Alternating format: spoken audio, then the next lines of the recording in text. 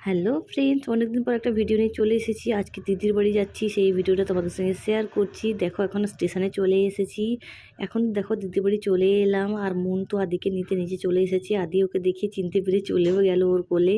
তারপর এসে আমি খেতে বসে পড়লাম, কারণ প্রচণ্ড খিদে পেয়ে গেছিলো, দুপুর হয়ে গেছিলো। দিদি এখানে বানিয়েছে তন্দুরি চিকেন, বিরিয়ানি, স্যালাড, মিষ্টি, অনেক কিছুই ছিল। সব কিছু দিয়ে ভালোভাবে খাওয়া দাওয়া করলাম। খাওয়া দাওয়া করার পর এখন আদিকে নিয়ে সবাই বসে খেলছে, মজা করছে আর গিফট দিচ্ছে।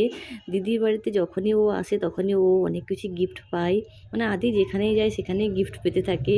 তো জানো ছোটো বাচ্চা মানে এরকমই হতে থাকে। তো খেলনা আর এই ড্রেস, সোয়েটারের সেট এগুলো দিয়েছিলো সব কিছু। তারপরে বাড়ির পাশে একটা মেলা হচ্ছিল, এখন আমরা সেই মেলাতেই ঘুরতে যাব একটু। তো দেখো মেলাতে চলে এসেছি।